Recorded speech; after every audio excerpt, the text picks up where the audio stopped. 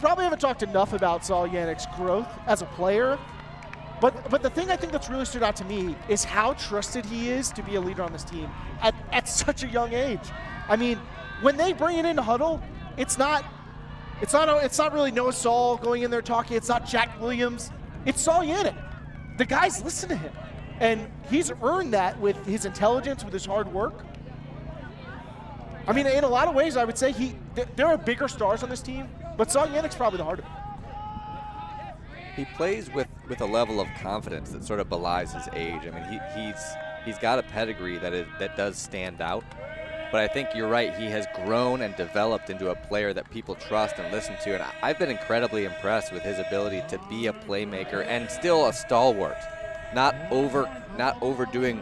You know, this game is one of the first that I've seen him sort of overextend with these hucks a little bit. And I think we're seeing it come out a little bit later in this game with that potential encouragement, as you put it.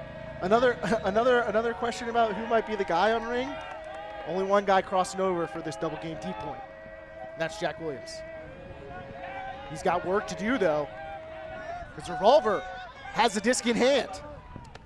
Rees underneath. Rees has been an absolute standout.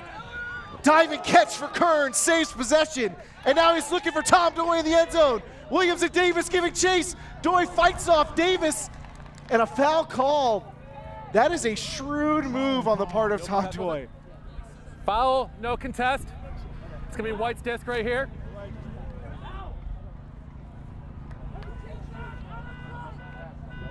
And just to add a little more complexity to the situation, they also have to talk about whether that disc was catchable in bounds. Correct. It looks like possession's gonna be Tom Doy's on the front of the end zone.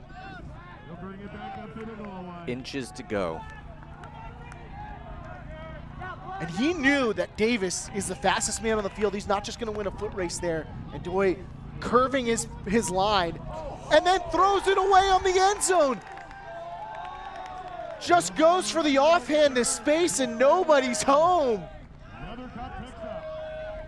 Taylor goes to ground to save it. Bloodworth takes off.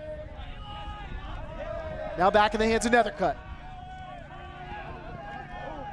Call's going to stop play here. As Nethercutt goes for the give and go.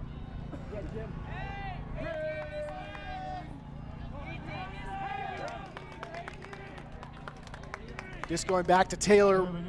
Rees on the mark, and another injury sub here. These guys are putting it out, all out on the line here. Kearns walks off. Danny Meisen comes on. Gotta think Mike D is dialing in an O-line sub as well, but he doesn't. He opts not to. That is a shocking personnel choice. Bloodworth underneath. Williams holding. He had Alex Davis streaking. And he looked it off. Doy doing a respectable job on the speedier Davis. And we talked about he's a smart player. He knows how to handle this situation. High throw from Bloodworth, but Saul saves it. Around to Taylor. Fairfax is taken off against Higgins. Then curls back underneath for the gainer. Bloodworth, half-hearted look up the field. Diving attempt and out of the end zone. Taylor to Noah Saul. Ring of fire. Saul with a spike like they just won the title. They definitely just won the pool, and they just survived a hell of a scare from San Francisco Revolver. Survived, they did. Revolver inches away from completing this, what you could call an upset, but based on Revolver's play, not. I mean, they stepped up, they met the challenge, and they almost took it to him, but Ring survives. They last through it. They find a way to move the disc back down the field. I mean, how many plays on this last possession for Ring were barely maintained? I don't exactly know what to make of this. I mean, this is a Ring team I thought could come out and just dominate. And Revolver, extremely impressive in their performance. But you know what? Ring got off the mat. And you want to see a title team do that. They didn't have a chance to do that this season. They didn't have that chance. And Revolver just gave it to them. I mean, this is the heroes montage where they have to get up through that training session. when they get beat down by the rival and they have to fight back. And they just pulled it off. I mean, this could make this ring team that much stronger.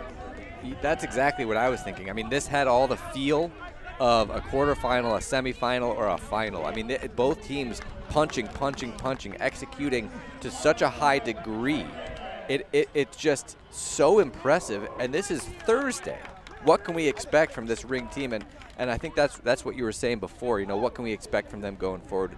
Is what can they expect from themselves? I mean, this is such a defining win and such a treat for them and a gift to have this kind of a push early on. I mean, what a game. This is an instant classic in my mind.